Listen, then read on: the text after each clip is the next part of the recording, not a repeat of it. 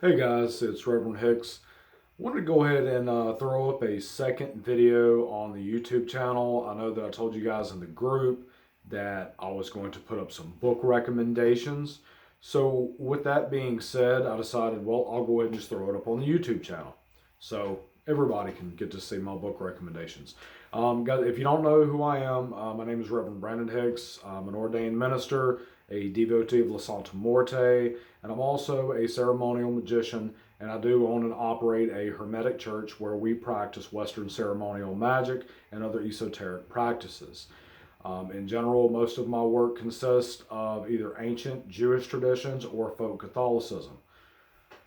So, and I told everybody in my group that I would do a book review or recommend some books on Santa Muerte. So that's what I'm going to do. I've compiled this list from recommendation from top to bottom. So, first book I recommend is Sofia di Gregorio's Grimoire of Santa Muerte. This is the absolute essential book for you to get to start working with Santa Muerte. I have several books on Santa, as you will see, that I have read. This is my absolute best recommendation that I can recommend is to get this book. Second, by the same author, The Grimoire of Santa Muerte, Volume 2. Now, the first one is more of like an intro to working with Santa Muerte and some basic practices. This one goes a little more in depth on building your altar, different meditations, different spell works, things like that. So there you go. And this goes with the first one. Thirdly, we have Santa Muerte by Tracy Rollins. This is the History, Rituals, and Magic of Our Lady of Holy Death. I have spoken with Tracy Rollins on a few occasions. Matter of fact, she actually autographed this particular copy. I bought it directly from her, and she shipped it to me. There it is. And that's where Tracy Rollins signed it. Tracy Rollins is an outstanding lady. Really good author. I really love her work that she did in here. I don't necessarily use some of the spells and stuff in here because she basically created her own system, and she even said that she did. So this book's not really traditional. This is more from a Wiccan or like a chaos magician kind of point of view, but this is some really good information, and Tracy is a very smart lady, and she did a phenomenal job with this book. So if you hadn't, check out this book as well. And if you guys are not into the Catholic stuff, then Tracy Rollins' book is really going to be great for you because she basically stripped it of its Catholic stuff. So it's kind of like if you're Catholic, you can use her book. If you're not Catholic, you can still use it. So she kind of made it to appeal to everybody. The fourth book is another one by Sofia di Gregorio, Practical Black Magic. And now, I know you might be saying, what does that have to do with Santa Muerte? The book in itself is not completely about Santa Muerte. It's about black magic rituals, hexes, curses, things like that. However, Santa Muerte does make an appearance in here, and every one of these spell works you can use with Santa Muerte. And Sofia di Gregorio tells you exactly how to do that. So, really good book recommendation. Another one, Rituals and Spells of Santeria. Now, again, this one doesn't actually name Santa Muerte in it. However, folk Catholicism is a combination of Catholic practices as well as Santerian voodoo incorporated into it. That is what folk Catholicism is. So all of the spells and rituals that are in this book can be applied to Santa Muerte, and they work in the same way because Santa Muerte does have some Afro and Caribbean roots. Maybe not her physically, but her practice most definitely has some Afro-Caribbean influence, and all of that comes directly from Santeria. So that's a really good book there, and you can apply a lot of this stuff to working with Santa Muerte.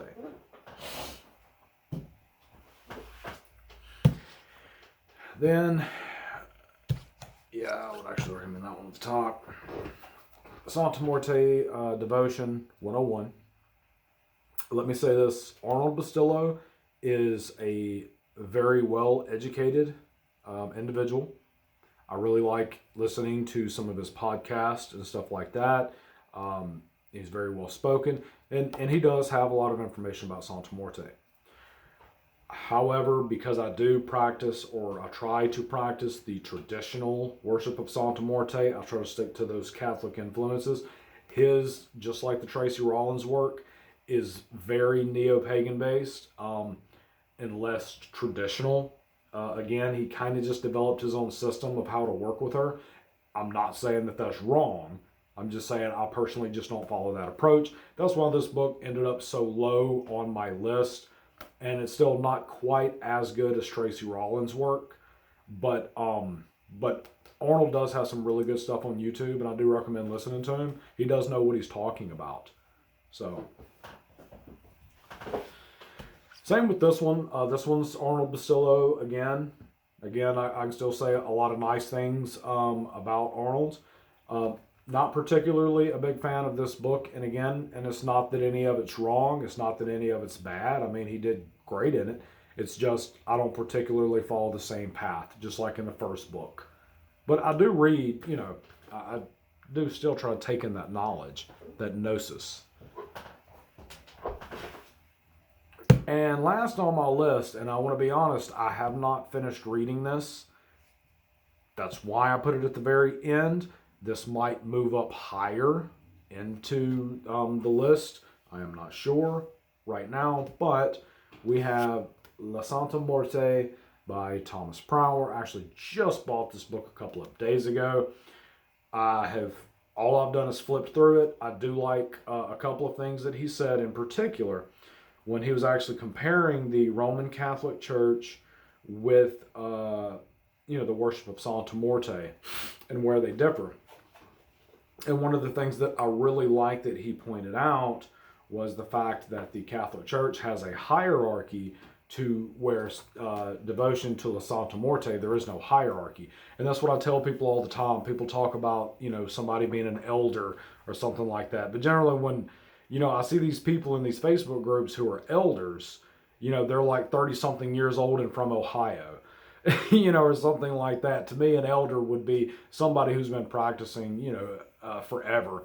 If anybody, would be ever considered an elder in this tradition of working with Santa Muerte, it would have to be Senora Romero, because she is solely responsible for bringing devotion of Santa Muerte public. She's also in her 70s, I believe now. So, I like that he kind of backs up that as well in this book. But again, I have not finished this book. So I will hopefully get a full review up of this one in the future.